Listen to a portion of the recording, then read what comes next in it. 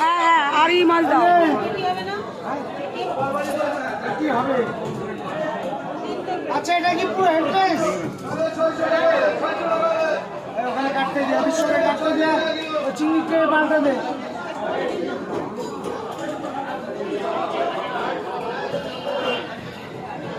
ছোট ভেটকি দেবো 3 পিস আছে, 3 পিস ওই যে। আমরা খাওয়া হবে।